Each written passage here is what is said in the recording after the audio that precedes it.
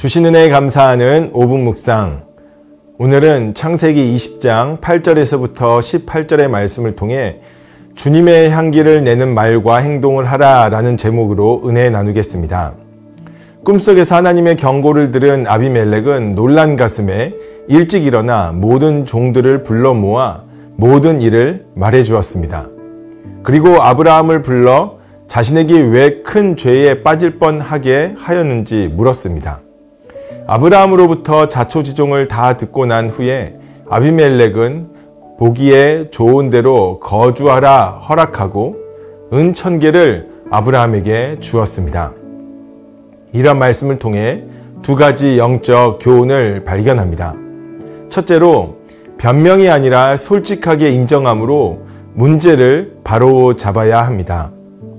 아브라함은 아비멜렉에게 자신의 아내를 누이라고 속여서 아비멜렉이 그의 아내를 취할 위기를 자초합니다. 그러나 아비멜렉의 추궁에 자신을 죽일까 두려워하여 속일 수밖에 없었다고 솔직하게 답합니다. 한편 아비멜렉은 하나님으로부터 경고의 말씀을 듣습니다.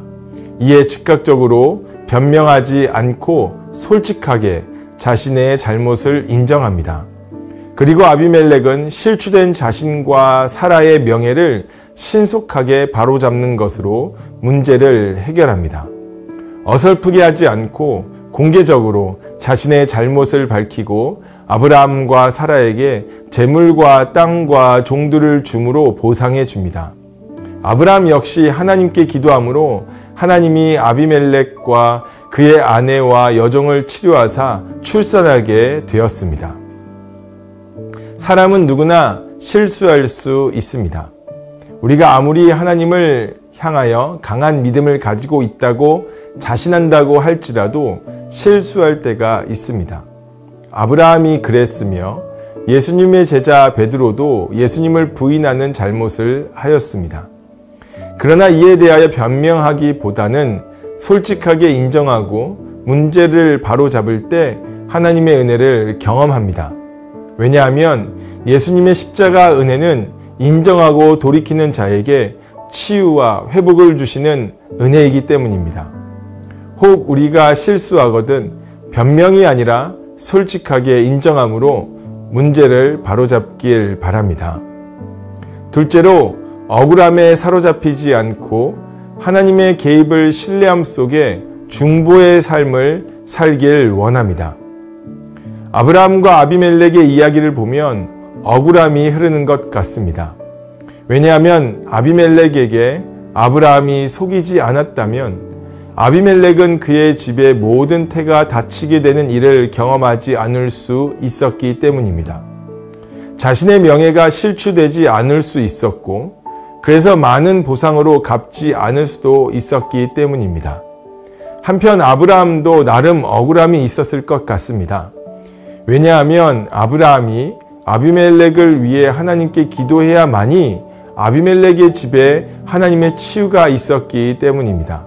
아마도 아비멜렉의 부하들이 아브라함으로부터 사라를 데려갈 때 두렵게 만드는 강제성이 있어 아브라함 또한 억울하게 당했기에 아브라함의 중보의 기도가 필요했다고 생각해 볼 수 있기 때문입니다.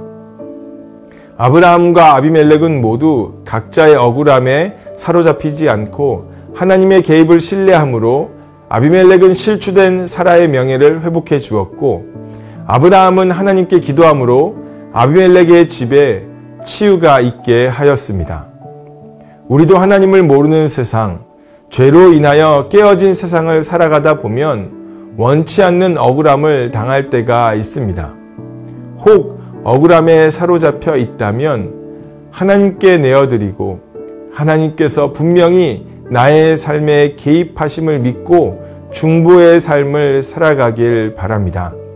분명 하나님께서 회복의 은혜를 주실 것입니다. 모든 것이 자신의 잘못인 것 같이 뒤집어 써야 하는 날이 있다면 그날은 우리가 기도해야 하는 날입니다.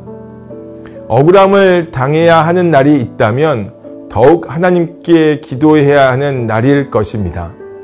솔직함으로 바로잡는 것, 이것이 참으로 중요하지만 하나님의 선하심을 신뢰함 속에 거룩함으로 나의 삶을 지키고 깨어진 세상이 온전케 되길 더욱 기도하길 원합니다. 이 시간 함께 한마음으로 합심하여 기도합시다. 억울함에 사로잡히지 않고 솔직함으로 말하고 하나님의 개입을 신뢰하며 중보하는 삶을 살게 하소서. 하나님의 자녀다운 말과 행동으로 하나님만 신뢰하며 살아가게 하소서. 복음의 빛으로 말미암아 이 땅의 모든 어둠과 두려움이 물러가게 하소서.